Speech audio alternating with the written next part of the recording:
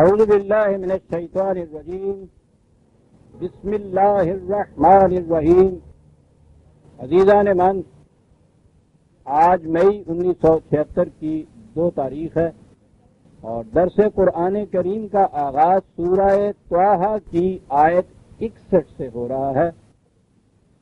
پچھلے اتوار کو چونکہ درس کا خاص موضوع تھا یوم اقبال کی تقریب کی نسبت سے، اس لیے تجدید یادداشت کے لیے عرض کر دوں کہ سورہ طٰہٰ میں مقام وہ آ گیا تھا جہاں پہلے حضرت موسیٰ علیہ السلام اور فرعون کی باہمی بات چیت ہو رہی تھی.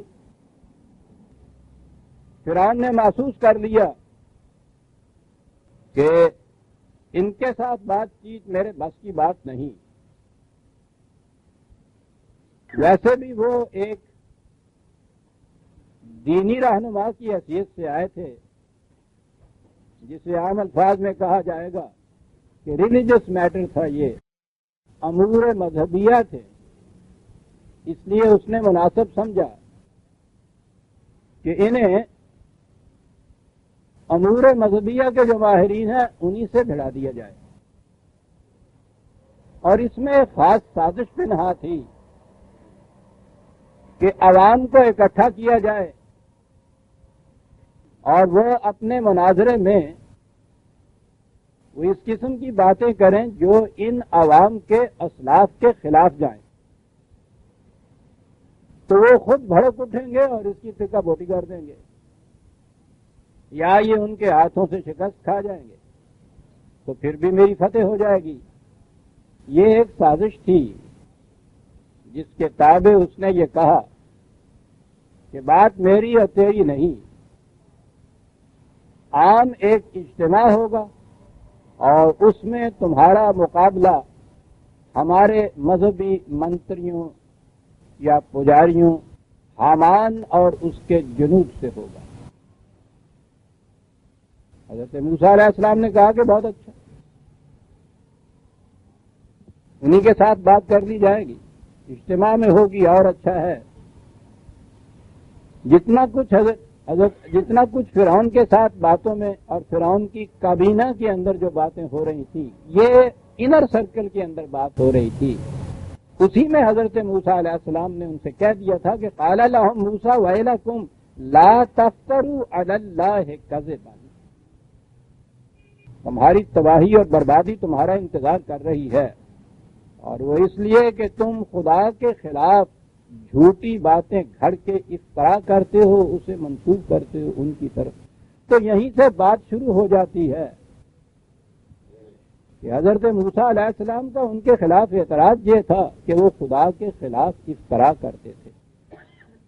تو آگے پھر جو بھی جہاں مناظرہ ہونا تھا، مباحثہ ہونا تھا، باہمی گفتگو ہونی تھی، تو اس میں نقطۂ ماسے کا موضوع سخن تو یہی تھا کہ وہ کیا باتیں خدا کی طرف جھوٹ گھڑتے ہیں اور وہ کیسے جھوٹ ہیں. اسے ذہن میں رکھیے کہ وہ مقصد کیا تھا جس کے لیے یہ سارے اجتماعات ہو رہے ہیں. فرعون اتنا بڑا انتظام کر رہا ہے. کہا کہ یاد رکھو یہ تمہاری تباہی کی نشانیاں ہیں کہ خدا کے خلاف جھوٹ وضع کر کے اسے خدا کی طرف منسوب کر دیتے ہو. فَيُسْحِتَكُمْ بِعَذَابٍ، یاد رکھو اس کا نتیجہ تو بہت بڑی تباہی بربادی ہوگا. اور یہ تمہاری ہی بات نہیں ہے، یہ تو ایک اصول ہے کہ وَقَدْ خَابَ مَنِ افْتَرَىٰ، جو بھی افطرا کرتا ہے، خود وضع کرتا ہے کوئی بات خدا کی طرف منسوب کرتا ہے، جھوٹ کو سچ کر کے دکھاتا ہے، ملمح سازی کرتا ہے، فریب کاری کرتا ہے، اور پھر فریب کاری بھی خدا کے خلاف فریب کاری کرتا ہے، اور اس طرح لوگوں کو اپنے جال میں پھنسا لیتا ہے. یہ تو اس کا نتیجہ تو تباہی کے سوا کچھ اور ہو ہی نہیں سکتا. نظر آتا ہے کہ خواہ یہ باتیں اس کی کابینہ کے اندر ہی ہوئی ہوں، لیکن وہ جو ہمارے ہاں کہتے ہیں نا کہ انہوں نے پسو ضرور پہ گئے نا، کھٹک گئی بات کہ معاملہ خطرناک نظر آتا ہے چنانچہ یہ آگے جو اس سے بعد آیا ہے آیت میں، اگلی آیت میں، اس سے واضح ہو گئی فتنازعوا امرهم بینہم، ان میں آپس میں ہی اختلاف ہو گئے،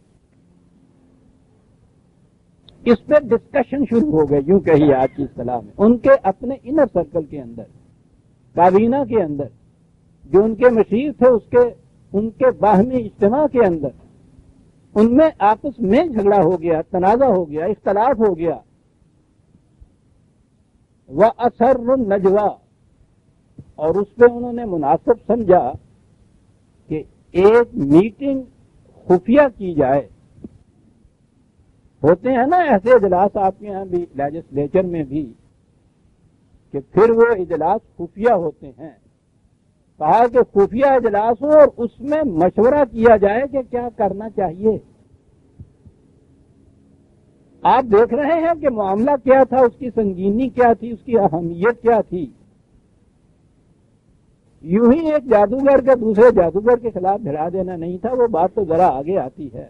معاملہ اتنا خطرناک تھا کہ پہلے تو یعنی ادھر تنہا حضرت موسیٰ یا ان کے ساتھ بھائی تھے، ادھر وہ پورا کے پورے فرعون اور اس کے مشیر تھے، کابینہ تھی، وزراء تھے، دربار کے مصاحبین تھے، ان میں بات ہوتی ہے تو اس کا بھی اثر ایسا ہو جاتا ہے کہ ان میں اختلاف ہو جاتا ہے، اور وہ کہتے ہیں کہ بھائی یہ اس طرح سے باہر باتیں کرنے کی نہیں ہے، یہ خفیہ طور پہ یہ میٹنگ کیجیے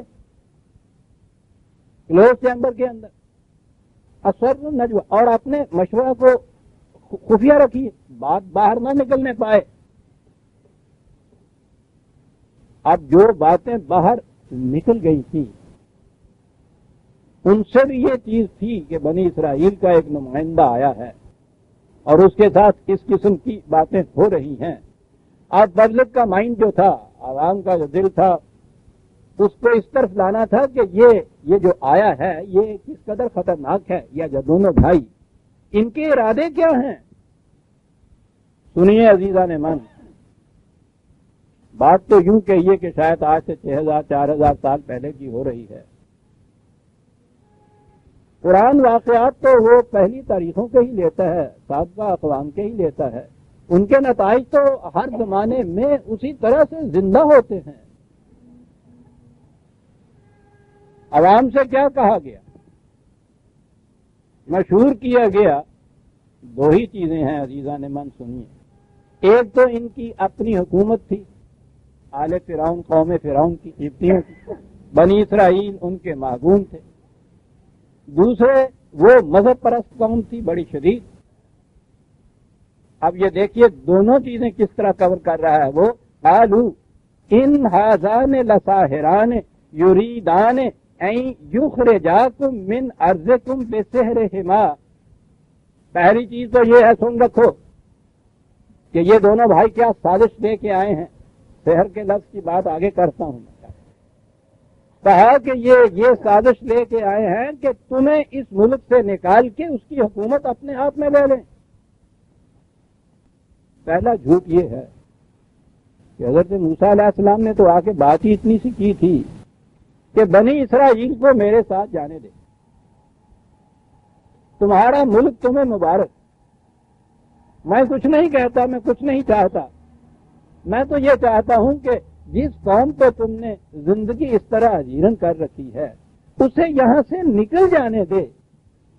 تو سوال تو یہ نہیں تھا، لیکن اگر وہ اپنی قوم سے یہ کہتا کہ یہ اتنا بڑا فساد اس لیے برپا ہو رہا ہے کہ یہ چاہتا ہے کہ اس قوم کو یہاں سے نکل جانے دے، تو وہ جو ہے نا آپس میں ہی اختلاف ہو گیا تھا، انہی کے اندر ایک پارٹی ایسی اٹھ کھڑی ہوتی، وہ کہتی کہ ٹھیک ہے، کیا فائدہ ہے ہمیں اس بنا پہ آپس میں اس قدر جنگ و جدل کرنے کا، اس قدر خونریزیاں کرنے کا، فساد برپا کرنے کا، لے جانا چاہتا ہے لے جانے دو، خاص کام جہاں پاک ہو سکتا تھا۔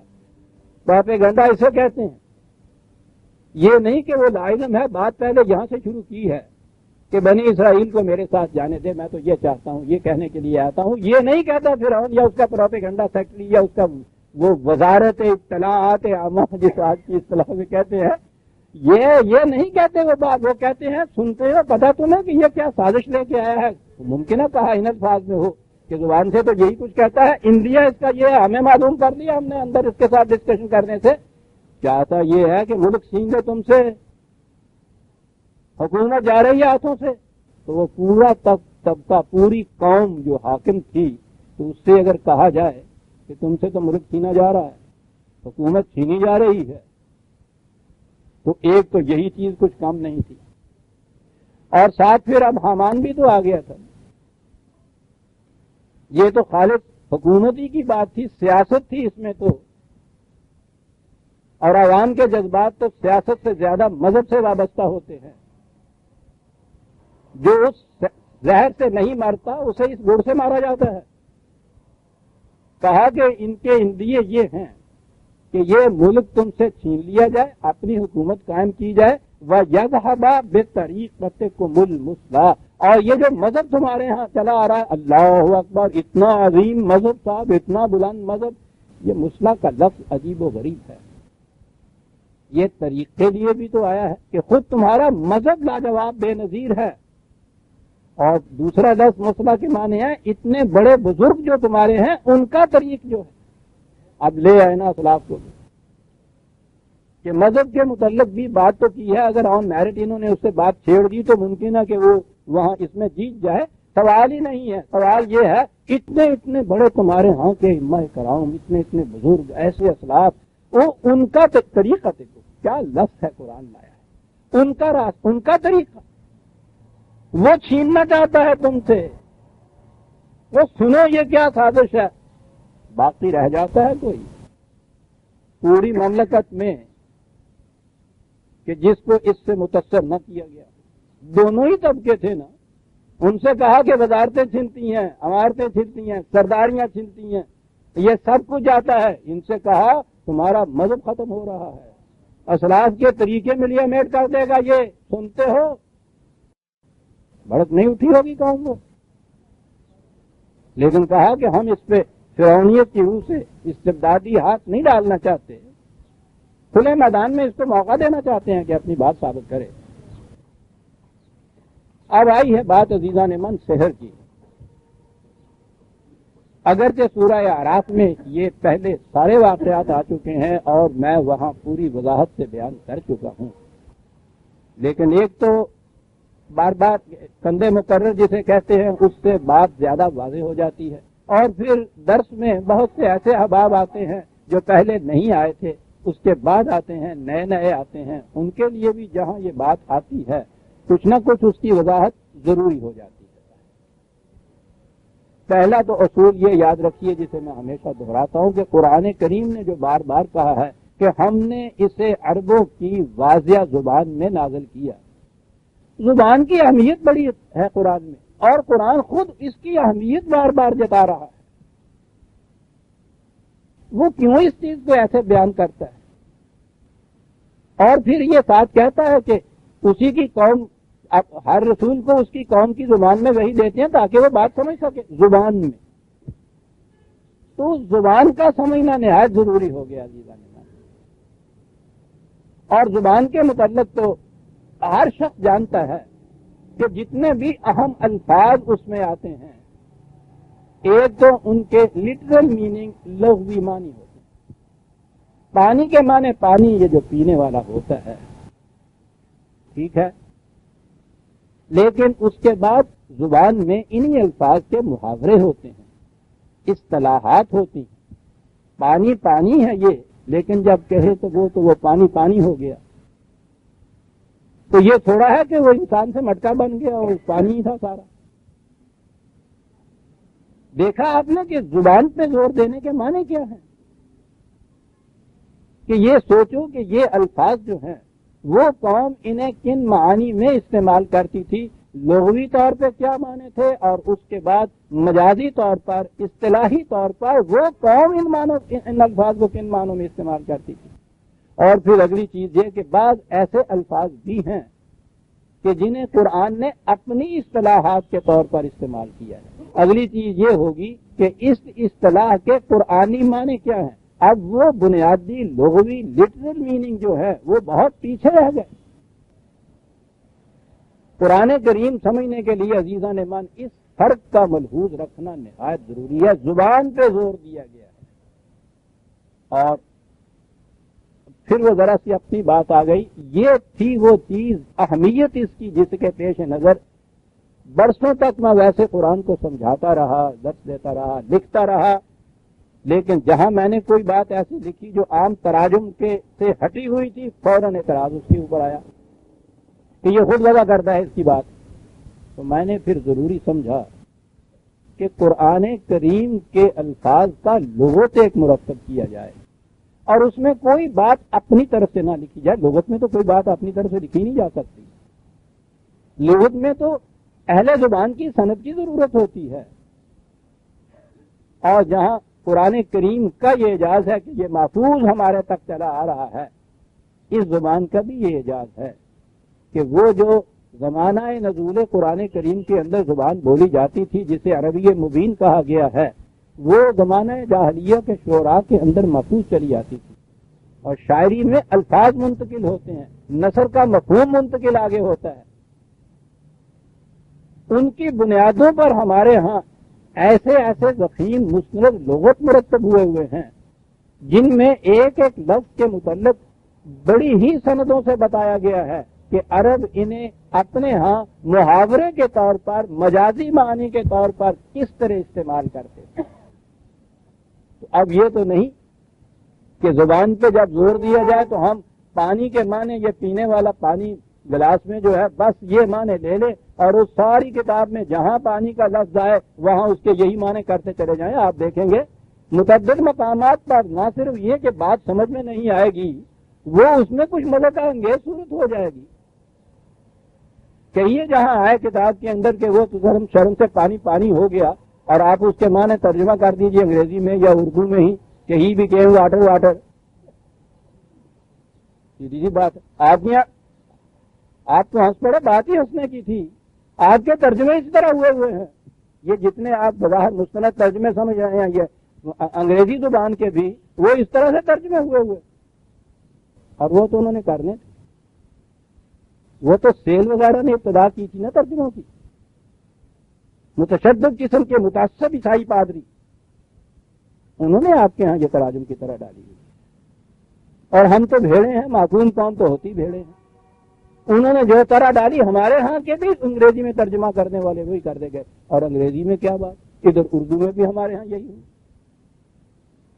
پہلی بات عزیزان مان یہ سمجھ لیجیے، قرآن کریم کو سمجھنا ہے تو یہ دو لفظ اللہ تعالیٰ کروٹ دے اس کو حکیم الامت کو، جنہوں نے دو لفظ یہ کان میں ڈال دیے کہ جاؤ قرآن سمجھنا ہے تو محاورہ عرب اور تصریف آیات کی روح سے قرآن سمجھو. تو میں نے عرض کیا کہ میں نے محاورہ عرب کی بنا پر اپنی استعداد و استطاعت تک قرآن کریم کا لغت مرتب کیا، جس میں روٹ یا مادہ تو دیا کہ اس لفظ کے لٹرل لغوی معنی کیا ہوں گے، اور اس کے بعد مستند لغات کی کتابوں کی سندوں سے یہ بتایا کہ یہ عربوں کے ہاں کن کن مجازی معنوں میں استعمال ہوتا تھا، اور پھر بتایا کہ ان معنی کی روح سے قرآن کی ان آیات کا مفہوم کیا مرتب ہوتا ہے جن میں یہ الفاظ آئے ہیں. لغت مرتب کیا اور اس کی روشنی میں سارے قرآن کا مفہوم مرتب کیا. اور جب اس سے بھی یہ تقاضا پھر آگے بڑھا یا تشنگی آگے بڑھی، تو اب میں نے اسی روشنی میں، انہی کی روشنی میں قرآن کریم کا تفسیر کا سلسلہ شروع کیا ہے، مطالب الفرقان کے نام سے جو اب شائع ہو رہی ہے. میں نے عرض کیا ہے کہ قرآن کریم کو صحیح معنوں میں سمجھنا ہے تو اس کا یہ طریقہ ہے، سحر کا لفظ اس کے بنیادی معنی ہوتے ہیں جھوٹی بات کو سچا کر کے بتا دینا. جو کچھ اصل میں کچھ ہو، بتایا کچھ جائے، لیکن بتایا جائے ایسے پرکشش فریب انگیز طریق پہ کہ بظاہر آنکھ بھانپ نہ سکے کہ یہ کیا ہے. یہ ہے اس کے بنیادی معنی.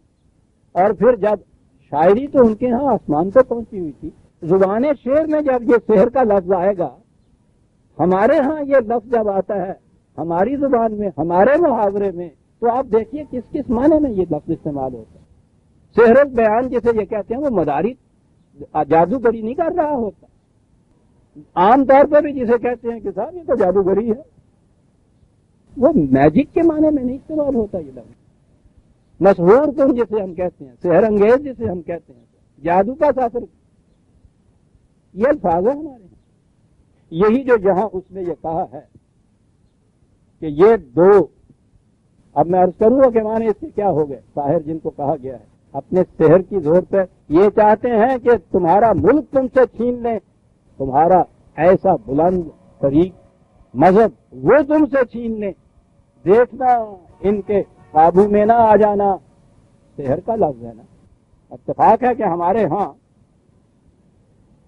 اقبال نے سلطنت ہی کے معاملے میں، اور سلطنت بھی وہی جو فرعونوں نے حاصل کی ہوتی ہے، اسی کے معاملے میں دو شعر کہے ہیں اور یہ الفاظ لائے، آ بتاؤں تجھ کو شرح آیا ہے ان الملوک، سلطنت اقوام غالب کی ہے ایک جادوگری۔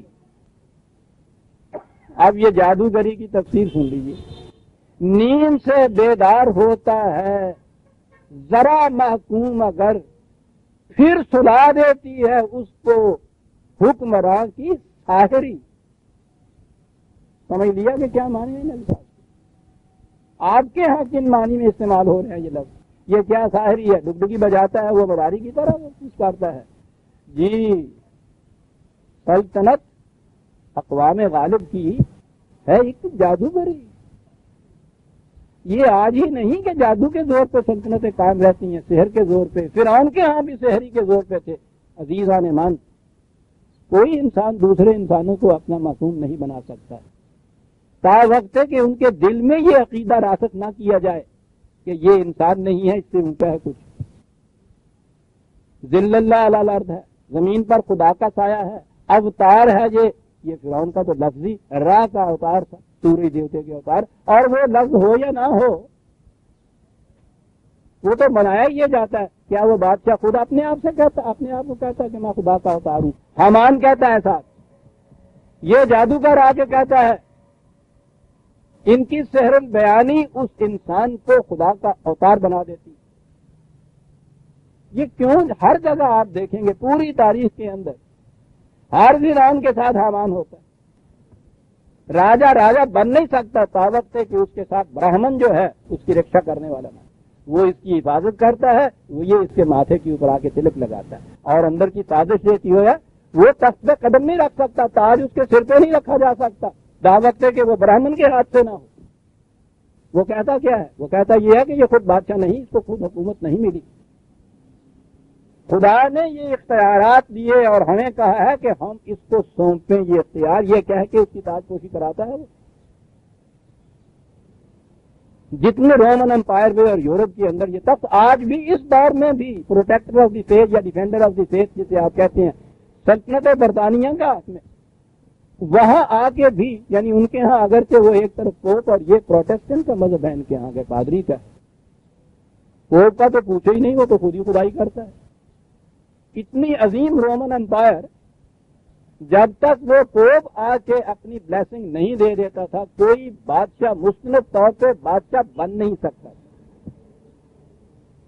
ان کے ہاں کی تاج پوشی جو ہے لندن کی، حالانکہ پروٹیسٹنٹ ہیں، وہ کہتے ہیں کہ ذرا ریفارم سا وزن ہے، ریفارمر ہی کہتے ہیں نا اس کو، اس میں بھی کیفیت یہ ہے کہ تاج پوشی کی رسوم میں آپ دیکھیے کہ وہ جو پوپ پادری ہوتا ہے اس کا کتنا بڑا وقت ہوتا ہے، اس کے ہاتھوں سے تاج پوشی ہوتی ہے۔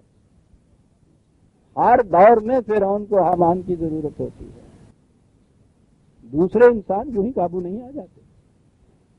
وہ جو کچھ ہوتا ہے اسے وہ کچھ نہیں بتایا جاتا، اسے کچھ اور بنا کے بتایا جاتا ہے، اسے ہی تو سحر کہتے ہیں۔ اور یہ لفظ پرانی زمانوں میں یہ جتنے مندروں کے منتری ہوتے تھے، پجاری ہوتے تھے، حامان ہوتے تھے، یہ ہمارے اس دور کی طرح یا کم از کم انگریز کے دور کی طرح یہ مسجد کے امام ہی نہیں بیچارے ہوتے تھے۔ یہ ان کی تو اپنی اسٹیٹ ود ان اسٹیٹ ہوتی تھی، خود ایک ریاست ہوتی تھی ان کی، بڑا اقتدار ان کا ہوتا تھا۔ قرآن تو حامان کے جنود کہتا ہے، جنوں شتونگڑے کہنے، جنود حامان کے، اور بڑا اقتدار تھا سر اس کے بعد۔ یہ تھے وہ منتری ان مناظر کے، یہ تھے مذہبی امور کے علیم جاننے والے، اور یہ جو چیز تھی کہ وہ غلط بات کو آ کر حق یا صحیح بنا کر بتاتے تھے، یہ تھا ان کا سحر. اس اعتبار سے یہ ان کو ساحر کہا جاتا تھا. ان کی زبانوں میں بھی یہ چیز آتی ہے. یہ جو لفظ میجک ہے یہ تو خود مجوس سے آیا ہے. یہ زرتشتی مذہب جو تھا ایران کا آتش پرستوں کا، ان کے ہاں کے جو سب سے بڑے مذہبی رہنما ہوتے تھے وہ مجوس کے میگز ہوتے تھے نا.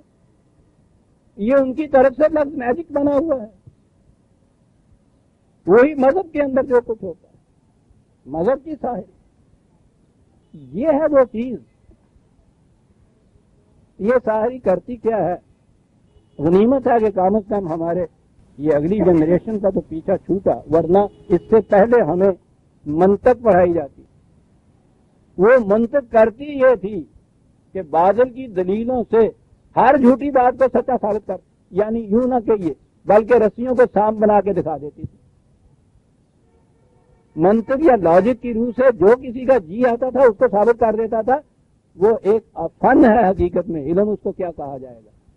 بدقسمتی ہماری یہ کہ آج تک ہمارے ہاں کے یہ جتنے مکاتب اور دارالعلوم ہیں مذہبی، ان میں آج تک منطق پڑھائی جاتی ہے.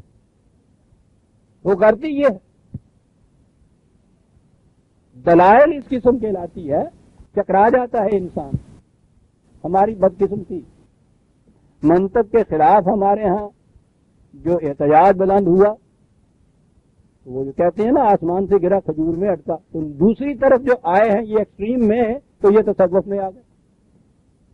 منطق جو کچھ اپنے دلائل سے کرتا تھا، تصوف میں وہی کچھ مثالوں اور تشبیہات کے ذریعے کیا جاتا ہے. اور میں نے جو کہا ہے کہ ہماری بدقسمتی آسمان سے گرا کھجور میں اٹکا، آدھی عمر تو امام غزالی نے بسر کی منطق کی روح سے ان چیزوں کو ثابت کرنے کی، غلط مفروضوں کو صحیح ثابت کرنے کی. بہت بڑے فیلسوف جسے کہتے ہیں فلسفی تھے.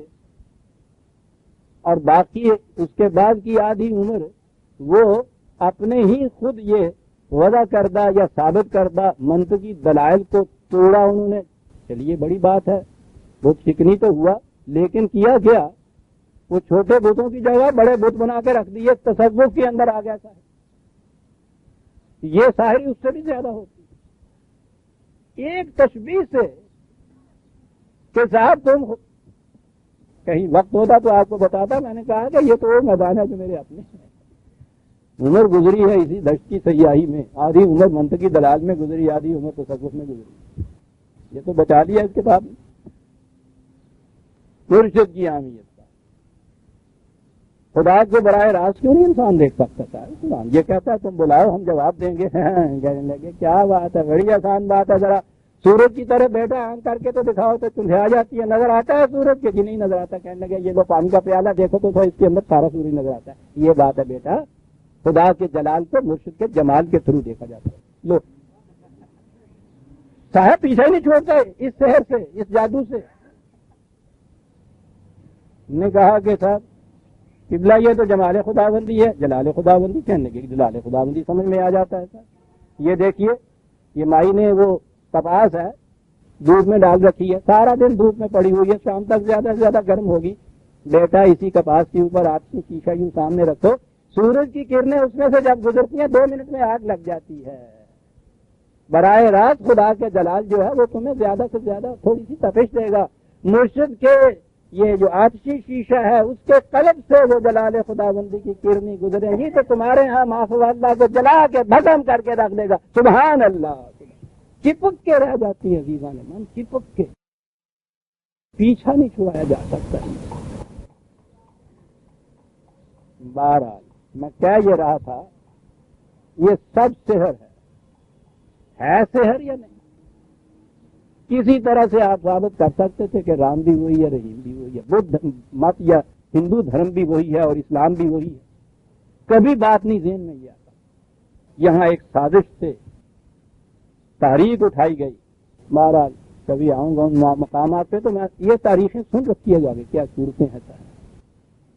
ایک تاریخ اٹھائی گئی بھگتی کی تاریخ ثابت کرنے کے لیے کہ اسلام افضل نہیں ہے. ان کی مناظروں میں تو یوں ہی ہار جاتے تھے. انہوں نے کہا یہ تمہارے بس کی بات نہیں ہے، یہ ساحرین کے بس کی بات ہے. ایک مصرع بھگت کبیر گنگا ایک گھاٹ بہتے رہے، قید کبیر عقل کے تیرے۔ یہ تو ایک ہی گنگا بہ چلے جا رہی ہے شروع سے آخر تک بیٹا۔ یہ جو مختلف تمہیں مذاہب نظر آتے ہیں مختلف گھاٹ ہیں، کہیں کعبہ ہے کہیں ہردوار ہے، یہ تو گھاٹ کے نام ہے، گنگا وہی بہ چلے جا رہی ہے سارے گھاٹوں کی روح سے گنگا کو مختلف سمجھنا عقل کے پھیرے ہیں۔ عقل سنتے ہیں آپ، ہے نا تشبیہ چپک کے رہ گئی، ہے نا جادو، یہ ہے نا یہ سحر، ہے نا یہ ساحر، یہ تھا وہ سحر، یہ تھے وہ ساحرین جن کو بلایا گیا تھا۔ حضرت موسیٰ علیہ السلام نے افتراء علی اللہ کہا تھا نا کہ خدا کے خلاف جھوٹ باندھتے ہو، بلایا انہیں گیا جو اس جھوٹ کو سچ کر کے دکھا دیں، کہا تو وہ جھوٹ ہی سچ کر کے دکھا دیں۔ اب ہمارے ہاں جہاں یہ لفظ آتے ہیں سحر کے معنی جادو، اور یہ ساحر جو ہے جادوگر، اور پھر اس کے بعد جتنا مقابلہ ہے جادو کا مقابلہ ہو رہا ہے، وہ چھوٹے جادوگر اس کے، یہ خدا کے دو اولو العزم پیغمبر بڑے جادوگر معاذ اللہ، بڑے جادوگر۔ حیرت ہوتی ہے عزیزان من کہ یہ مذہب کس طرح سے عقل و فکر کے سوئچ آف کر دیتا ہے۔ دو باتیں میں کروں گا، آپ سوچئے کس طرح سے چمک کے بات سامنے آ جاتی ہے۔ اسی ممبر سے یہ کہا جاتا ہے کہ جادو برحق کرنے والا کافر، سنا ہوا نا آپ نے، یہ ایک بچہ اس محاورے کو جانتا ہے، وہ بھی دہراتے ہیں وہی بات، جادو برحق کرنے والا کافر، اور اس کے بعد حضرت موسیٰ علیہ السلام کو سب سے بڑا جادو کرنے والا ثابت کر رہے ہیں معاذ اللہ۔ ہے تو انہوں نے کبھی آپس میں یہ ربط دیا دو باتوں میں کہ ابھی ہم کہہ رہے ہیں اس کو تو چھوڑیے کہ جادو برحق ہے یا نہیں، کرنے والا کافر تو ساتھ کہتے ہیں نا، اور سب سے بڑا جادو کرنے والا یعنی کرانے والا خدا، کرنے والا اتنا بڑا پیغمبر، اور یہ بلند آواز سے ممبر سے کہہ رہے ہیں کرنے والا کافر، اور یہ سارا کچھ ہو رہا ہے، کوئی نہیں سوچتا، نہ کہنے والا نہ سننے والے۔ جس نے سوچ کے بات کہی اس کے پیچھے ڈگڈگی لگا دی تھا، لگا بے دین ہے، کافر ہے، پکڑیو لیجیو، منکر حدیث ہے، منکر سنت ہے۔ پتہ منکر حدیث کس بنا پہ ہے؟ آپ کے یہاں یہ حدیث ہے بخاری شریف کی اور بھی کتابوں میں سے ہی ہے کہ حضور نبی اکرم صلی اللہ علیہ وسلم پر ایک یہودی نے جادو کر دیا تھا، اور آپ اس جادو کے اثر سے اتنے مشہور ہو گئے تھے کہ آپ کو یاد ہی نہیں رہتا تھا کہ میں نے فلاں بات کر لی ہے یا نہیں کر لی، یہ بھی یاد نہیں رہتا تھا نماز پڑھ چکا ہوں یا نہیں۔ رسول عالم الناس، جس کے سینے کو وہی جیسی نعمت کا محبت بنایا گیا، اس کی کیفیت یہ ہے کہ یہودی اس پہ جادو کرتے ہیں اور وہ جادو کا اثر ہو جاتا ہے، اور اتنا اثر ہو جاتا ہے کہ اس میں یہ ہے کہ حضور بڑے افسردہ مطمئن رہتے تھے، یعنی ان کے لیے اس سے چھوٹنے کا، اس کا علاج معالجے کا کوئی ان کے پاس چارہ ہی نہیں تھا، اس غم میں بھولے جا رہے تھے کہ یہ ہو کیا رہا ہے۔ اور اس کے بعد پھر جناب یہ آ گئے کہ صاحب وہ جبریل نے آ کے بتایا کہ یہ کرو وہ کرو، یہ کیا وہ کیا گیا، جو کچھ یہ کرایا کرتے ہیں ان جادو سے پیچھا چھڑانے کے لیے، فلاں کنویں میں ہے وہاں جا کے دیکھیے کھود کے، وہ ایک چھوارا ہے، چھوارے کے اندر یہ ایک تاگا ہے، تاگے میں یہ ہے، وہ نکالو صاحب، اس کے بعد وہ نکالا، اچھے ہو گئے، یا اللہ ہو رہا گیا، بتائی جا رہی ہے یہ چیز۔ سوچیے عزیزان مان، جس کے سامنے نبوت کا منصب اور حضور نبی اکرم صلی اللہ علیہ وسلم کی ذات گرامی کی عظمت ہوگی، وہ اسے کس طرح سے مان لے گا؟ یہ تھی وہ تڑپ جس میں نہ پہ یہ لکھ دیا میں نے کہ خدا کے بندو ذرا سوچو کیا کر رہے ہیں۔ یہودیوں کی سازش ہے کہ اس قسم کی روایتیں تمہاری کتابوں کے اندر انہوں نے داخل کر دی۔ آپ دیکھیے تو صحیح کہ اس یہودی کو کتنا غالب ثابت کیا کہ جس کے سحر سے آپ کا رسول مشہور ہو رہا ہے، مغلوب ہو رہا ہے، کیا عظمت رہ جاتی ہے اس رسول لگائے ہوئے سینے سے۔ لیکن چونکہ بخاری کی حدیث ہے اس واسطے صاحب منکر حدیث، یوں ہوں منکر حدیث میں نے کہا صاحب اپنی طرف سے نہیں کہتا، میں تو قرآن کی طرف سے کہتا ہوں۔ قرآن کریم میں ہے کہ ان کفار کو دیکھیے کمبختوں کو کہ اے رسول تمہارے متعلق کہتے ہیں کہ یہ اس پہ جادو کیا ہے کسی نے اور یہ مشہور ہو گیا، وہ کفار کا قول قرآن کہتا ہے، اور تم یہ تصدیق کرتے ہو کہ وہ کفار صحیح کہتے تھے، معاذ اللہ خدا غلط کہتا ہے۔ میں نے کہا جی یہ ہے میری تو دلیل بنیاد، آگے جو چیزیں میں کہہ رہا ہوں وہ تو اس کی تشریح میں کہہ رہا ہوں، بنیاد تو یہ ہے میری، فرمائیے جو کچھ کیا کہتے ہیں صاحب اس کے متعلق۔ کہنے کے لیے میں کہاں تک چلا جاؤں کہ جب کسی حدیث میں، صحیح حدیث میں اور قرآن کی آیت کے اندر ٹکراؤ پیدا ہو جائے تو قرآن کی آیت کو منسوخ سمجھیے، حدیث اپنے مقام پہ کھڑی رہے گی۔ حضور کو جادو سے مسحور ثابت کرنا وہ اپنے مقام پہ رہے گا، قرآن کی بات اگر اس میں تضاد پایا جاتا ہے اس کو تو منسوخ سمجھ لو، حضور کے متعلق تو یہ سمجھا جائے گا۔ یہ ہے انکار حدیث جس کی بنا پہ فتوے لگتے ہیں۔ ٹھیک ہے عزیزان من، میں ان کے فتوے کی روح سے کافر بن کے تو حضور نبی اکرم صلی اللہ علیہ وسلم کے سامنے جا سکتا ہوں، حضور کے سامنے اس حیثیت سے کھڑا نہیں ہو سکتا کہ آپ مجھ سے پوچھیں کہ تم بھی مانتے تھے کہ مجھ پہ جادو کیا گیا تھا اور میں جادو سے مسحور ہو چکا تھا۔ اس کا جواب میرے پاس نہیں ہوگا، اس کا جواب میرے پاس نہیں۔ وہ بڑی بلند شان ہے۔ قرآن نے تو کہا تھا کہ ما قدر اللہ سے قدر ہی، ان لوگوں نے پہچان خدا کی قدر ہی نہیں پہچانی کہ خدا ہوتا کیا ہے۔ میں کہتا ہوں خدا تو بڑی چیز ہے، رسول کی قدر نہیں پہچانی کہ رسول ہوتا کیا ہے۔ یعنی بات میں کہہ رہا تھا مجھے اس پہ اصرار نہیں عزیزان من کہ جو میں کہوں وہی آپ مانیں۔ میرے درس کے معنی یہ ہیں کہ میں نے جو کچھ قرآن کریم سے سمجھا ہے غور و فکر کے بعد، سند یہ ہے جو میں نے ابھی عرض کی۔ قرآن نے خود کہا ہے کہ یہ عربی زبان میں ہے، خود کہا ہے تصریف آیات سے سمجھ میں آئے گا۔ قرآن کے بتائے ہوئے طریقے کے مطابق جو میری سمجھ میں بات آئی ہے وہ پیش کرتا ہوں، اس سے آپ متفق ہو تو ایمان لیجیے، نہ ہو مسترد کر دیجیے، پھٹکا کے رکھ دیجیے، لیکن خود غور کر کے پھر کسی نتیجے پہ پہنچیے۔ اندر مشورہ کیا، بات یوں چلی آ رہی ہے، اور اس کے بعد سنیے کیسے معنی واضح ہوتے چلے جاتے ہیں۔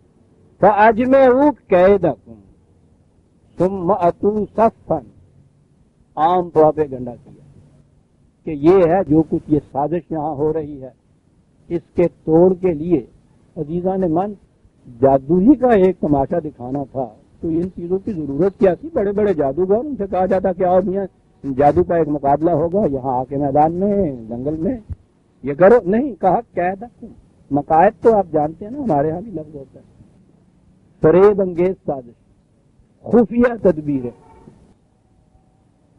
بہت بڑی کوئی چیز ہے جس کو خفیہ رکھنا مقصود ہے۔ یہ ساری اس قسم کی خفیہ تدبیریں اپنی جو ہے فجمعوا، جمع کرو، ان کو اکٹھا کرو، جو کسی کے ذہن میں بات آتی ہے وہ آؤ۔ جادو سے اگر ہرانا ہوتا یہ باقی ساری دنیا سے کیوں کہا جاتا؟ اور پھر کہا جاتا کہ قید مقاعد جتنے ہیں ان کو اکٹھا کرو، جمع کرو۔ دیکھا کس طرح سے بات قرآن کر کے صاف کر دی کہ وہاں تو صورت یہ تھی۔ آؤ پھر صفن، اب انفرادی طور پہ یہ چیز نہ کرو، یہ اور وہ اکٹھے ہو جاؤ، مل کے مشورہ کرو، پھر اس کے سامنے کھڑے ہوا تو نظر آتا ہے کہ وہ اگرچہ مائنارٹی کی اقلیتی تھی بنی اسرائیل کی، لیکن ان میں چونکہ ایک جماعتی تشخص موجود تھا اس لیے ایک مؤثر حیثیت تھی اس کی، اور حضرت موسیٰ علیہ السلام کی تو عظمت اس کے سامنے آتی ہے۔ ورنہ ایک معصوم قوم کے فرد تھے، بھاگے ہوئے یہاں کے آتے ہیں تو فرعون کے الفاظ میں زبان بھی ابھی صاف نہیں ہوئی، ان سے ڈر کا ہے پتہ۔ قرآن میں یہ ہے کہ اس کے مشینوں نے یہ بھی کہا تھا کہ یہ اس کا کیا ہے، فتنے کے سرکوبی کر لیجیے، پھانسی بھی دیجیے، اڑا دیجیے، تمہیں آپ کو تو سارے اختیارات حاصل ہیں۔ نے کہا کہ تم اس کے عواقب کو نہیں جانتے، میں نے بھی یہ سوچا ہے مسئلہ جو ہے یہ قید جمع کرو، اور فیصلہ کن تھی یہ بات، قد افلح الیوم من استعلا، یاد رکھو، اسے سیریسلی لو، آج جو اس مقابلے میں غالب آ گیا کامیاب وہی ہوگا اس ملک کے اندر۔ ٹھیک ہے، بلایا گیا، اگلی بات آ گئی، قالوا یا موسیٰ، یعنی وہ سارا کچھ ہو گیا، جشن کا دن مقرر ہو گیا، وہ آ گئے۔ یوں تو ایسے ہی ہے جیسے ایک وہاں اس واقعہ کی داستان یا کہانی بیان ہو رہی ہے، لیکن قرآن ہے عزیزان من، وہ تو کہانی میں ہی وہ ایسے بنیادی نکات بیان کرتا چلا جاتا ہے، ایسی ذہنیتیں سامنے لاتا چلا جاتا ہے جو ابدی ہوتی ہیں اور جن کی طرف ابدی طور پہ اشارے کرنا مقصود ہوتا ہے۔ ہدایت تو کہتے ہی اس کو ہیں۔ مذہبی منتری یا ان کے علماء یا پیشوا وہ آئے ہیں اپنے مذہب اپنے طریق کو غالب ثابت کرنے کے لیے، یہ اسے ٹھیک کر لیں چاہیے۔ ظاہر ہے کہ مثلا آج کے الفاظ میں اگر کہیے، انہی کے الفاظ میں بھی کہیے تو ان کے ایشور پرماتما کا سچا دھرم تھا، ان کے ہاں کا سچا مذہب تھا، ان کے ہاں کا دین خداوندی جیسا وہ کہتے تھے یہ تھا، یہ اس کے محافظ تھے، یہ ان کا ایمان تھا کہ اس کو محفوظ رکھنا چاہیے، اس کو ہر قسم کے خطرات سے محفوظ رکھنا چاہیے، یہ ان کا ایمان تھا۔ مذہبی پیشوائیت یہی دعویٰ کرتی ہے نا کہ وہ تو اس مذہب کے محافظ ہیں۔ جب وہ کسی کے خلاف کھڑے ہوتے ہیں تو یہ نہیں کہتے کہ ہم اپنی کوئی اس سے دشمنی یا انتقام دینا چاہتے ہیں، وہ کہتے یہ ہے کہ صاحب مذہب کے اوپر حملہ ہوتا ہے اور مذہب کے اوپر حملہ تو ہم برداشت نہیں کر سکتے۔ گویا وہ بتاتے یہ ہے کہ یہ ان کا ایمان ہے، یہ ان کا یقین ہے، ایسا کرنا ان کا مذہبی فریضہ ہے۔ قرآن کہتا ہے کہ بات یہ نہیں ہے، یہ تو ان کا پیشہ ہوتا ہے۔ بلائے گئے ہیں، آ گئے ہیں، بتایا گیا ہے کہ کتنا اہم ہے مسئلہ یہ، آج جو یہاں غالب آ گیا کامیابی کامرانی اسی کی ہے، سوچ لو اس کو۔ باجی ٹھیک ہے، ہم بھی اس کے قائل ہیں، یہ ہوگا، ہم آ گئے ہیں۔ بات شروع کرنے سے پہلے ایک چیز ہے جس کا فیصلہ نہایت ضروری ہے، مقدم ہے، پہلی شرط ہے، شرط یہ ہے انا لنا لاجر، ہمیں کیا ملے گا جی؟ پہلا یہ طے کر لو۔ عزیزان من، یہ کہانی ہے جو بیان کر رہا ہے، ان کننا نحن الغالبین، اگر ہم غالب آ گئے، پہلی تو یہ چیز ہے کہ برابر رہے تو کیا ملے گا، شاید یہ بھی چیز ہو ڈٹ گئے کیا ملے گا، وہ یہ آج کل وہ باکسنگ میں شاید اس کو بھی وہ دیتے ہیں دوسرے کو، نہ جی طے یہ کرو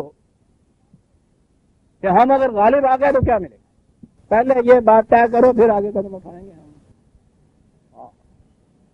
اور یہاں سے نظر آیا کہ قرآن کریم نے ہر رسول کے تذکرہ جلیل،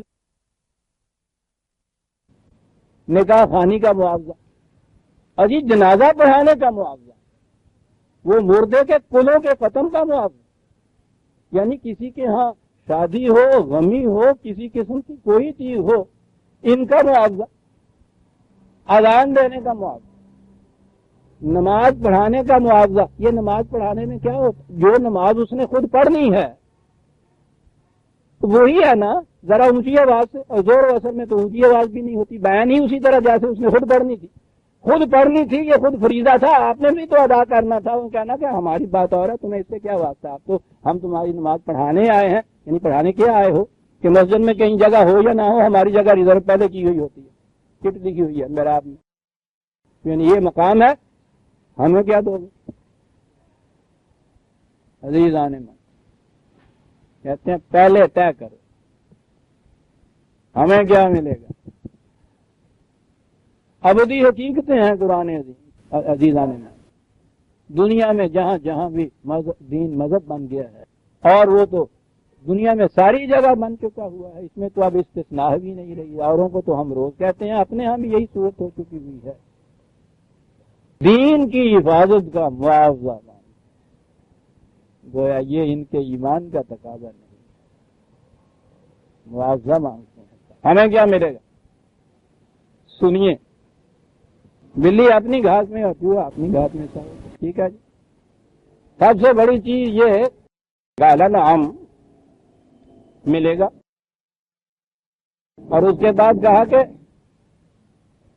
پاگلو اتنی سی بات ہی نہ کہہ دینا کہ اتنے پیسے، نام ملے گا، وہ بھی ملے گا، تمہیں پتا اور کیا ہوگا، وَإِنَّكُمْ لَمِنَ الْمُقَرَّبِينَ، ہم تمہیں اپنا مقرب بنا لیں گے۔ یہ دینا ہونا کچھ نہیں پہنتا، ہزاروں کو سر کا خطاب، خان صاحب کا خطاب، خان بہادر کا خطاب، وہ بلی سے ڈرنے والے سب دیے چلے جا رہے ہیں، لگتا کی ہے دیکھیے، مقرب بنا لیں گے۔ اور یہ پھر ساحری ہے، یہ مقرب بارگاہ ملوکیت بننا جو ہے، یہ جذبہ ایسا ہے، ایسی ساحری ہے کہ وہ یہ چیز تو وہ کہتا تھا کچھ دیں گے، وہ کہتے کہ صاحب جتنا جی چاہتے ہو لے بھی لو، ساتھ مقرب بنا دیں۔ سمجھ لیا؟ یعنی اس نے بھی اس سودا بازی کے اندر جیسے ڈنڈی ماری، صرف پیسوں کی بات ہوئی تو بہت کچھ دینا پڑے گا، ان کے ان جذبات کو بھی ایکسپلائٹ کرو، کہا یہ بھی تو ساتھ ہوگا نا۔ عوام سے ایک آواز آئی، یہ 7/113 7/113 114، یہ تو اس نے کہا۔ کیا بات ہے عزیزان ایمان، قرآن کی کیا بات۔ سورہ الشورى، اس نے یہ کہا، عوام نے کہا کہ یہ تو تمہارا اور ان کا معاملہ رہا، اگر تم آج غالب آ گئے سن لیجئے کیا ہوگا۔ کہا یہ کہ اللہ نتبع السحرۃ ان کانوا هم الغالبین، آج اگر تم غالب آ گئے اتنا بڑا جلوس نکالیں گے، دنیا یاد کرے گی سر۔ عوام کہتے ہر جادوگر کا جلوس نکلتا ہے، جتنا بڑا وہ ہوتا ہے اتنا ہی زیادہ لمبا جلوس ہوتا ہے، فخر سے پھر بیان کیے جاتے ہیں۔ وہ ملتا اجر کیا ہے وہ تو اندر کی بات ہے، وہ تو جس طرح منڈیاں باہر نکلتا ہے نا، وہ چادر پہ تھلے آؤں ہاتھ کر کے، وہ تو یوں نکلتا ہے۔ مقربین کی بات جو ہے وہ تو وہاں آ جاتی ہے، اور اس کے لیے کہا جاتا ہے کہ میرٹ کے لیے یہ کچھ کیا جاتا ہے۔ عوام کے جو چیز ہوتی ہے وہ تو پھر کھلا ہوتا ہے۔ عوام نے کہا کہ ہم یہ ٹھیک ہے، یہ کچھ کریں گے، ہم تمہارا جلوس نکالیں گے، بڑی پاپولیرٹی تمہیں حاصل ہوگی، بڑی شہرت ہوگی، بڑا جلوس لمبا نکالیں گے۔ اب بتائیے جناب، کون سا گوشہ تھا پس جذبات کا جس کو ایکسپلائٹ نہیں کر لیا گیا، جس کو اپیل نہیں کر لیے گی؟ 26/39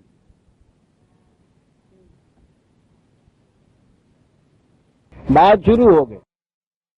میں پھر عرض کر دوں عزیزان من، جو سمجھتے ہیں کہ ان الفاظ کے وہی لٹرل میننگ ہی لینی چاہیے، ابتدائی لغوی معنی، وہ ٹھیک ہے، وہ معنی لے، اس کی روح سے وہ سمجھے۔ میں نے کہا ہے کہ میرا تو کسی پہ کوئی زور زبردستی نہیں، کچھ نہیں، وہ تو جو میں سمجھتا ہوں اسے پیش کرتا ہوں۔ اس سے اختلاف ہے، ٹھیک ہے، اختلاف کیجیے، اپنے یہاں جو معنی آپ سمجھتے ہیں انہی معنی پہ رہیے۔ اگر آپ سمجھتے ہیں کہ جادوگری کا کوئی ایک مارکا تھا، جادوگری لے لیجیے، وہ بھی جادوگر تھے، یہ بڑے جادوگر تھے، بھائی اتنی سی بات ہے۔ پھر قرآن کی وہ آیتیں تو نہ پڑھیے نا جس میں کہا گیا ہے کہ یہ کم وقت کہتے ہیں کہ نبی پہ جادو کیا جاتا ہے، میں انہیں چھوڑ دیجیے۔ قالوا یا موسیٰ اما تلقی و اما ان نکون اول من القی، کہا بات تم شروع کرو گے یا ہم شروع کریں؟ انہوں نے کہا کہ تم یہ سب کچھ کھٹراک لیے بیٹھے ہو، تم نے یہ انتظام کیا ہے، تم نے یہ اہتمام کیا ہے یہ سارا کچھ کرنے کا، اس واسطے ٹھیک ہے بہن تمہاری ہے، کہو تو صحیح، کہتے کیوں ہو تم؟ بہت اچھا، آپ نے ان کی تردید کرنی تھی، پہلے اپنی چیزیں تو پیش کرو۔ قال بل الق، اب آگے ہے یہ وہ دو رہا، وَإِذَا حِبَالُهُمْ وَعَصِيُّهُمْ، حبال حبل کی جمع، ٹھیک ہے، لغوی بنیادی ترجمہ رسی، یہی ترجمہ رسی ترجمہ اس کا کرتی ہے، لیکن قرآن کریم میں اور جگہ بھی تو ہے، وَاعْتَصِمُوا بِحَبْلِ اللَّهِ جَمِيعًا، تم سب اللہ کی رسی کو اجتماعی طور پر تھامے رکھو۔ کرو ترجمہ اس کا، یہ رسی، یہ رسی وہ جس سے باندھ بنتے ہیں، وہ رسی، تو وہ وہیں آ جاتے ہو نا تم کہ یہ مجازی معنی اس کے جو ہے حبل کے معنی ہوتے ہیں۔ خود قرآن نے بنی اسرائیل کے متعلق کہا کہ اس قسم کی قوم ذلت و نکبت میں گزار کرتی ہے، ان کی کیفیت یہ ہے، کبھی کبھی وہ ابھر آتی ہے اس کو سہارا ملتا ہے. سہارے دو قسم کے ہوتے ہیں، الا بحبل اللہ و بحبل الناس. ایک سہارا تو خدا کی رسی کا ہوتا ہے، لن فسام لہا، ٹوٹنا تو ایک طرف، رسی وہ گھستی بھی نہیں ہے، اس میں کوئی تڑاک سی بھی جسے کہتے ہیں نا وہ بھی نہیں آتی. حبل اللہ لن فسام لہا. اور کہا اگر یہ چیز نہ ہو تو کبھی کبھی ایسا بھی ہوتا ہے کہ کوئی اقوام غالب بڑی قومیں اپنی کسی مفاد کی خاطر ہی ایک سہارا دیتی ہیں، اسے حبل الناس کہا ہے. وہاں تو یہ معنی آئیں گے، یہاں کیوں نہیں آئے گا؟ اس لیے کہ شروع میں جادو کر دیا گیا معنی. اور پھر وہ تو یہ ہے نا کہ جب تک یہ چیزیں داستان میں بیان نہ کی جائیں وہ داستان میں کچھ دلچسپی پیدا نہیں ہوتی، لطف نہیں آتا. وہی اقبال نے جو پڑھا ہے. جی ہاں، ذرا سی بات تھی. اندیشہ عجم نے جسے بڑھا دیا ہے فقط زیب داستان کے لیے. یہ سب زیب داستان ہے. ٹھیک ہے جی، انہوں نے رسیاں پہلی. اسیہم، عصا کے معنی تو میں پہلے بتا چکا ہوں، اس سے پہلے آ چکا. تقویت کا موجب چیز ہے، اجتماعیت کا موجب چیز ہے. جس نقطے کے اوپر کوئی قوم مرکوز ہوتی ہے، جو سہارا بنتا ہے کسی قوم کو، جماعت کے لیے لفظ جاتا ہے. یہ بات ہو رہی ہے ایک مناظرے کی. انہوں نے پیش کیا ہے ان چیزوں کو. یہ چیزیں وہ تھیں کہ جن کے سہارے پہ ان کا یہ باطل مذہب قائم تھا. وہ اسے انہیں صداقت بنا کر پیش کر رہے تھے. چھوٹے چھوٹے جزی مسائل، حبال اور رسی، بڑے بڑے اہم اصول ان کے جو عصا کی حیثیت رکھتے تھے، یہ سارے پیش کیے. یہ تو باطل کی بات پیش اس طرح سے ان منطقی دلائل اور وہ متصوفانہ تشبیہات و تمثیلات کے انداز میں ایسی سحر بیانی سے پیش کیا. وہ تو ان کا پیشہ تھا.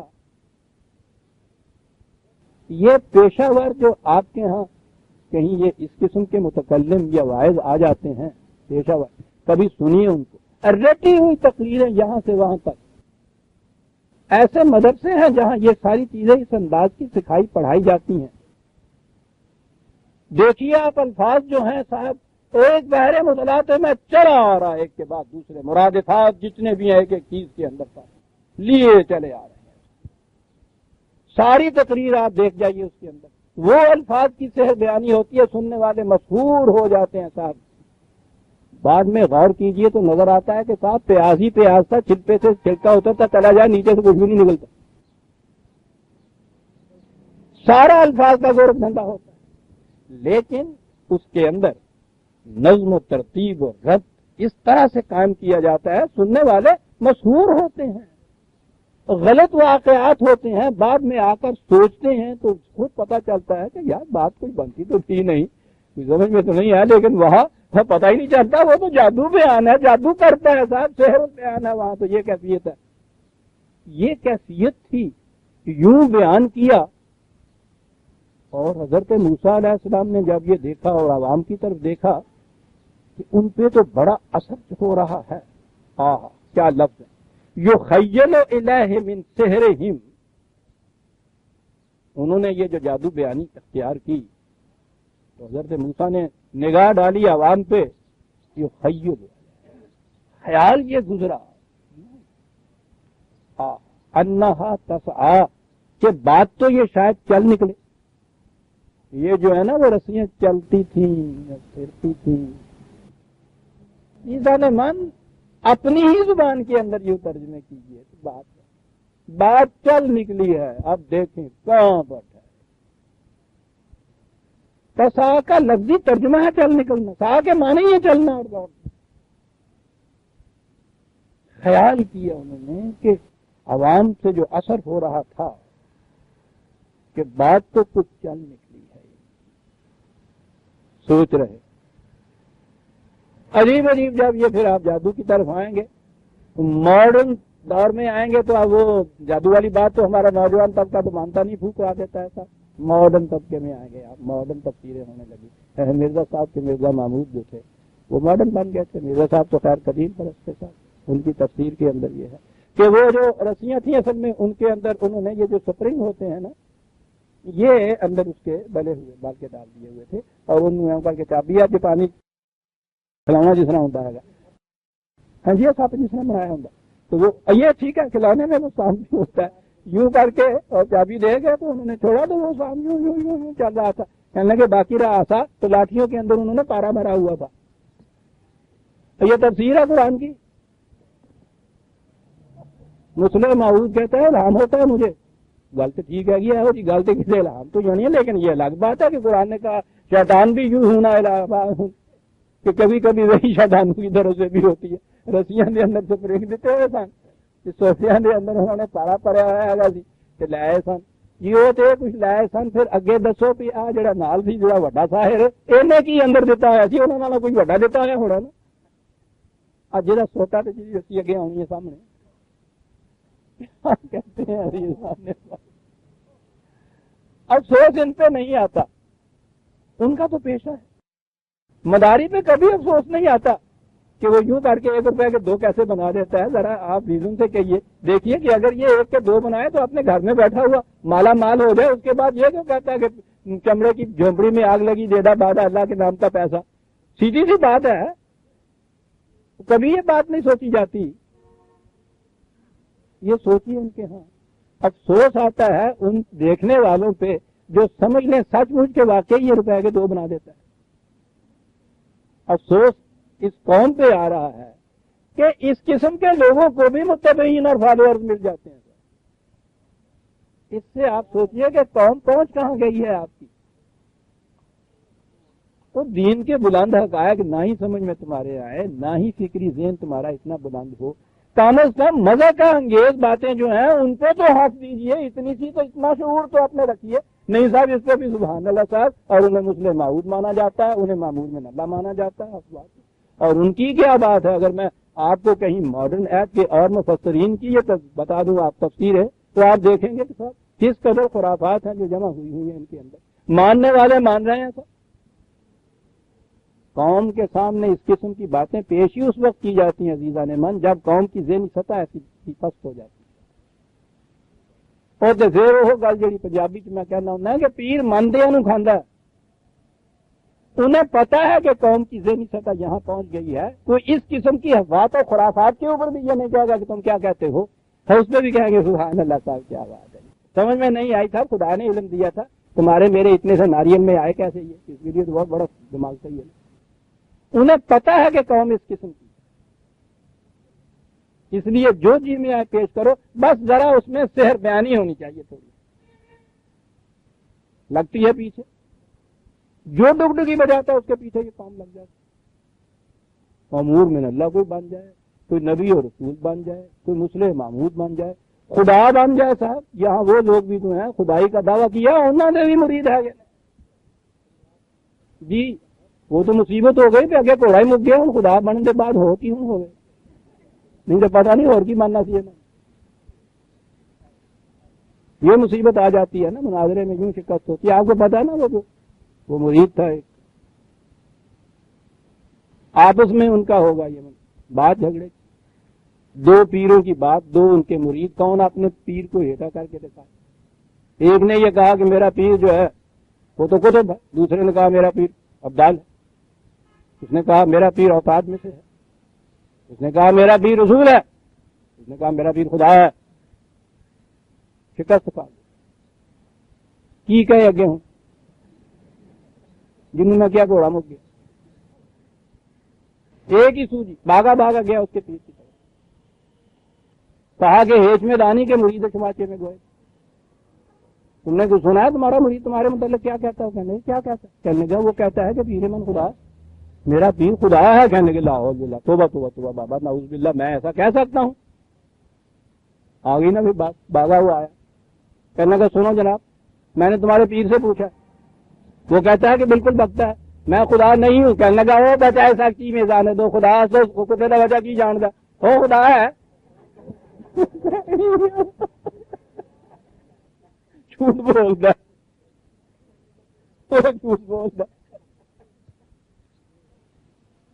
یہ عزیزان من مذہب جو ہے یعنی وہ دین اپنی جگہ سے ہٹا دیا ہوا اور اس کو افسانہ بنایا ہوا، وہ ظلم یہ کرتا ہے، سسٹم یہ کرتا ہے کہ قوم کے سمجھنے سوچنے کی صلاحیتیں مسلوج معدوم کر دیتا ہے، مسلمہ ہو جاتا ہے کہ صاحب شریعت میں عقل کو کوئی دخل نہیں۔ انگریزی ترجمہ فیتھ کر دیا جاتا ہے، فیتھ ریزن کے الرغم لفظ ہے انگریزی زبان میں، جسے آنکھیں بند کر کے مان لیا جائے کچھ۔ یہ بہت بڑی چال مذہب کی ہوتی ہے کہ ان کے سمجھنے سوچنے کی صلاحیتیں آف کر دی گئی۔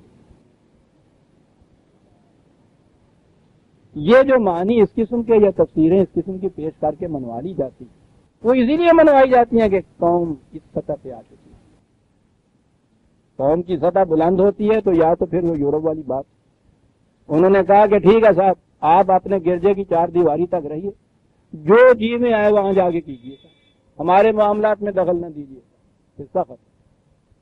اور اگر وہاں تک نہیں پہنچے، معقول قومیں تو بہت پیچھے ہوتی ہیں نا ان قوموں کے، تو اس کے بعد پھر نتیجہ یہ کہ ہماری آنے والی نسل نوجوان جو ہے اس کا جرم صرف اتنا ہی ہے کہ آپ نے ان کو کچھ سوچنا سکھا دیا ہے، جو ہی سوچنا سکھائیں گے یہ مذہب سے رسا توڑا کے بھاگ جائیں گے۔ کون نوجوان آپ کا اس بات پہ مانے گا کہ دین کی صداقت کا ثبوت یہ ہے کہ رسول کی لاٹھی اژدہا بن جایا کرتی؟ سوچتے ہیں نا، انہیں گالیاں دی جاتی ہیں بیچارے نوجوانوں کو، مولد ہیں، بے دین ہیں، کیا ہوا جی یورپ کی نسل میں یہ سارا کچھ کہہ رہے ہیں، اپنے ذمے تو کچھ لینا ہی نہیں نا انہوں نے کہ ہے باد صبا ہی ہم آورد ہے تو وہ جو آپ پیش کر رہے ہیں ان کے سامنے اس وقت تک تو یہ ٹھیک تھا، اور ہم بدھوں سے تو تم نے منوا لیا جن کے شریعت میں سمجھنا سوچنا عقل کا کوئی دخل نہیں، ان کو ایک طرف تم نے وہ تعلیم دی ہے جس میں عقل و فکر اور ریزن، تم انہیں آئنسٹائن پڑھا رہے ہو، تم انہیں وائٹ ہیڈ پڑھا رہے ہو، اور اس کے بعد تم کہتے ہو کہ صاحب وہ سب بکواس ہے، حقیقت یہ ہے کہ وہ لاٹھی اژدہا بن جایا کرتی ہے۔ سر یہ کیسے مان لیں آپ؟ میں نے گزارش کیا کہ مذہب کا کاروبار چلتا ہی اس وقت تک ہے جب تک قوم میں سمجھنے سوچنے کی صلاحیت بیدار نہ ہو، پھر وہ کوئی معمور من اللہ بن جائے، کوئی نبوت کا دعویٰ کر لے، کوئی خدا بن بیٹھے، جو جی میں آئے آپ بنتے چلے جائیے، یہ مانتی چلی جائے گی قوم سے۔ ننگ دڑنگ بالکل پاگل جو ہے ہر لحاظ سے، جن کو ڈاکٹر سرٹیفکیٹ دیتا ہے کہ پاگل ہے صاحب، سب سے بڑے مقرب بارگاہ الہی صاحب، وہ گالی دیتے ہیں، یہ ان کی تصویریں ڈھونڈ رہے ہوتے ہیں۔ افسانے پھر ہوتے ہیں کہ تبور لنگ گیا تھا نا اسی طرح کے ایک فقیر کے پاس، وہاں جا کے اس نے یہ کہا، اس نے گالیاں دینی شروع کی تو وہ تو ذرا سن، اس نے اس کے پاس ڈنڈا اس کے ہاتھ میں تھا، 1 2 3 4 تک وہ دی تو وہ پتا نہیں ٹانگ ٹوٹی جب بھی کہتے ہیں لنگڑا ہو گیا، تو اس سے وہ بھاگ اٹھا۔ وکیل نے بعد میں کہا کہ اوہو بد نصیب، 3 یا 4 یہ چوٹیاں کھائیں تم نے، 3-4 نسلوں تک تیری سلطنت ہندوستان میں قائم رہے گی تیری نسل کی، اگر 7 کھا جاتا تو 7,000 سال تک باہر ملتے، یعنی ہر سوٹی 1000 سال کی سلطنت دین رہی ہوتی ہے۔ یہ فقیر دی سوٹی ہے جناب، تودا آسا ہے، تودا ڈنڈا مان رہے ہیں۔ عزیزان من، پہلی چیز ایک ہی بات جو کہی میرے رسول عالم اللہ سے، انی اعوذکم بواحدۃ، او نو انسانی سن رکھو، میں لمبی چوڑی واز نہیں کہنا چاہتا، کوئی بات اتنی بڑی نہیں کہنا چاہتا، ایک بات کہنا چاہتا ہوں، صرف ایک بات۔ ہاں کیا انداز ہے عزیزان من، سائیکولوجیکل ایفیکٹ اس کا بڑا ہوتا ہے۔ آپ اٹھ بھی رہے ہو، میں یہ کہوں نا کوئی شخص بھی سنیے ایک بات میں نے کہنی ہے، وہ بیٹھ جاتا ہے۔ اگر یہ کہوں نا میں کہ صاحب 1 گھنٹہ میں نے اور تقریر کرنی ہے تو وہ کہنے پچھا تھی ویاخیان کر دے رہا ہو، ساڈا کام کاج کچھ ہو رہا۔ ایک بات میں نے تم سے کرنی، کھڑے ہو گئے۔ بات وہ ہے کہ یہ کچھ چلتے پھرتے سننے کی نہیں ہے، یہ نہ کرو کہ یوں راستے پہ جا بھی رہے ہیں یوں کیا کھڑے ہو کے، ان تقوموا للہ مثنی، خدا کے لیے ایک 2 ہی صحیح کھڑے ہو کے میری بات سن لو۔ کھڑے ہو گئے، انہوں نے بھی کہا ہوگا کہ سن لو، ایک بات تو کہتا ہے کھڑے ہو کے سننے میں حرج کیا ہے؟ سن تو لو کیا بات کہتا ہے عزیزان ایمان. رسول آخر الزمان جس کے بعد قیامت تک رسول نہیں آنا، اور وہ انسانیت کو مخاطب کر کے کہتا ہے کہ میری ایک بات صرف سن لو، میں زیادہ باتیں نہیں کہنا چاہتا. کتنی اہم ہوگی یہ بات جو آگے کہنی ہے. عزیزان ایمان، ذہن انسانی کا تصور وہاں نہیں جا سکتا کہ آگے کیا کہنی ہے. دین کی سٹیج سے یا مذہب کی سٹیج سے گفتگو کر رہا ہے یہ شخص. ایک بات کیا سن لو، اور اس کے بعد قیامت تک یہ بات کہنے والا نہیں آئے گا کہ میں آخری بات یہ کہنے والا ہوں. کہا سنائیے کیا فرماتے ہیں. کہا تفکروا، غور و فکر کیا کرو بس.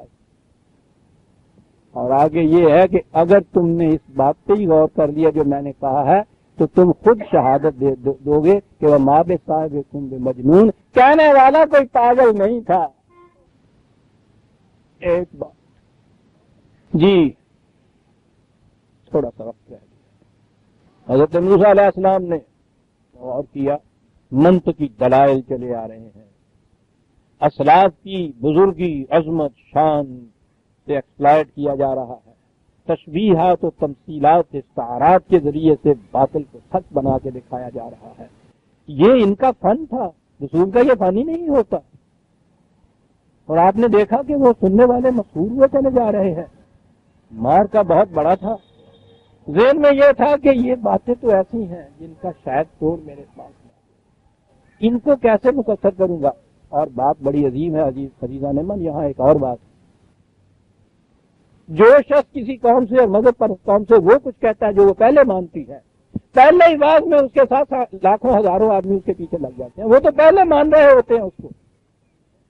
وہ انقلابی جو اٹھ کے یہ کہتا ہے کہ یہ جو کچھ تم مان رہے ہو سب غلط اور جھوٹ اور باطل ہے، میں جو کہتا ہوں وہ بات مانو، شاید پہلی بار تو ایک بھی ساتھ نہ ملے اور انہیں اسے کہنا پڑے کہ انا اول المسلمین، میں پہلا ایک آدمی ہوں.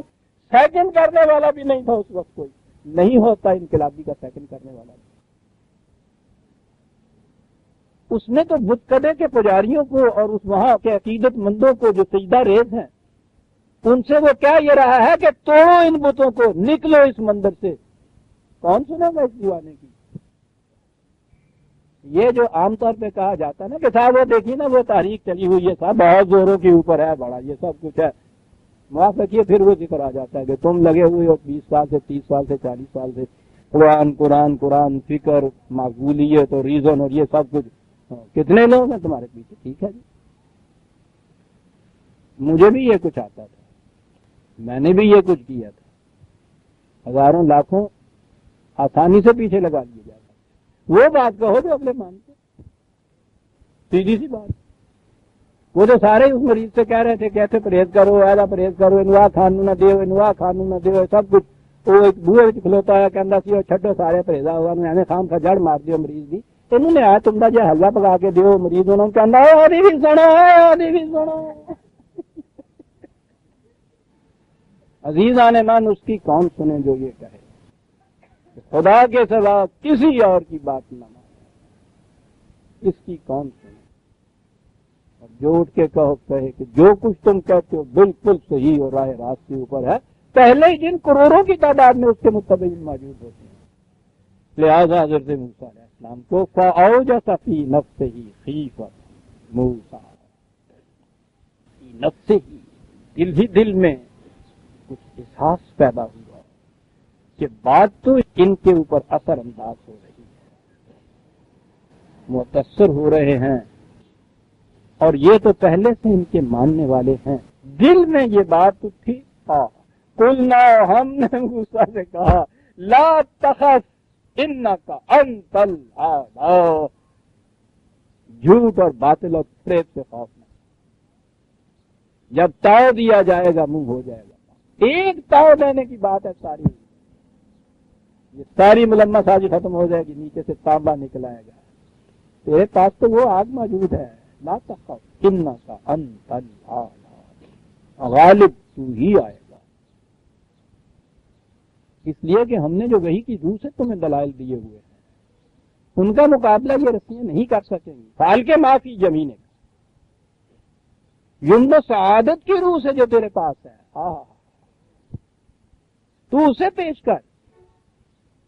یہ جو کچھ پیش کر رہے ہیں وہ سارا باطل کی روح سے پیش کر رہے ہیں، کذب کی روح سے پیش کر رہے ہیں، خباثت کی روح سے پیش کر رہے ہیں. تیرے پاس تو یمن و سعادت کے ڈھیر لگے ہوئے ہیں، یمین کا کیا بات ہے، اسے پیش کر.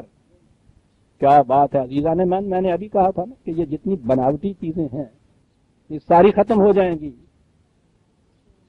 ملمہ اتر جائے گا ایک تاؤ میں نے نہیں کہا تھا، قرآن کے الفاظ سے تلقف ما صنعوا، یہ بناوٹ جو کچھ انہوں نے بنا رکھی ہے، صنعوا صنعت جسے آپ کہتے ہیں، مصنوعی، یہ مصنوعی مذہب جو پیش کیا جا رہا ہے یہ تو پیش کر، نگل جائے گا یہ سب چیزوں کو. انما صنعوا کید الساحر، یہ مصنوعی چیز، بناوٹی چیز سوائے اس کے کچھ نہیں ہے کہ یہ قید ہے، ایک یہ خفیہ تدبیریں ہیں ان کی، یہ جو ساحر بن کے آ گئے ہیں، یہ جادو بیان ہے. ولا یفلح الساحر، یاد رکھو بناوٹی باتیں بنانے والا، جھوٹ کو سچ کر کے دکھانے والا کبھی بھی کامیاب نہیں ہو سکتا. اور اگلا لفظ ہے قرآن کریم، ہے سو عطا، اسے کہو کہ جس طرح سے جی چاہے آگے دیکھ لے، کبھی عالم نہیں تو آ سکتا. ہے تو عطا، منطق کی روح سے آ جا، تصور کی روح سے آ جا، گڑے ہوئے خود ساختہ مذہب کے دلائل لے کے آ جا، جدھر سے جی چاہے تمہارا آ جا. بناوٹی باتیں بتانے والا صنعوا، یہ تو صنعوا ہے، کبھی غالب نہیں آ سکتا. ہے سو عطا، جدھر سے جی چاہے آ جائے، ایک گوشے نہیں.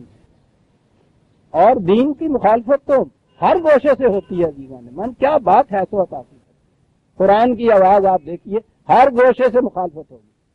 ہر دور کا فرعون اس کی مخالفت کرے گا، ہر دور کا حامان اس کی مخالفت کرے گا. حامان کے اندر تو یہ ارباب شریعت بھی آ جاتے ہیں، اصحاب طریقت بھی آ جاتے ہیں، تصوف بھی مخالفت اس کی کرے گا، اور قارون بھی اس کی مخالفت کرے گا، سرمایہ داری بھی اس کی مخالفت کرے گی. قرآن وہ کہتا ہے، خدا ان سے کہتا ہے بات کچھ نہیں ہے، یہ ساری جتنی چیزیں ہیں یہ مصنوعی بنائی ہوئی ہیں. مخالفین کا محاذ حزب مخالف بلکہ آزاد بھی کیوں نہ بنا لیں، یہ متحدہ محاذ کیوں نہ قائم کر لیں. ان میں سے جو جس راستے سے آنا چاہتا ہے آنے دیجئے، دین کی حقیقت، قرآن کی عظمت نگل جائے گی انسان سے. اور موسیٰ علیہ السلام نے بات اپنی شروع کی، اے باطل پرستو، اے جھوٹ کو سچ بنا کر دکھانے والوں، اے ان عوام کی سادہ لاہی سے فائدہ اٹھانے والوں، اے فرعون کے روب اور داد سے متاثر ہو کے حقیقت اور صداقت کا اعلان کرنے کی جرت اپنے اندر نہ رکھنے والوں، سنو میں کیا کہتا ہوں. صاحب سنایا انہوں نے، اور سننے کے بعد کیا ہوا عزیزان من، آج تو وقت ہو گیا، آئندہ اتوار سے ہم یہ بات اٹھا رکھتے ہیں اور دیکھیے گا کہ پھر اس کے بعد ہوا کیا. سورہ طٰہٰ کی آیت 70 تک ہم آ گئے، 71 سے آئندہ لیں گے. ربنا تقبل منا انک انت السمیع العلیم.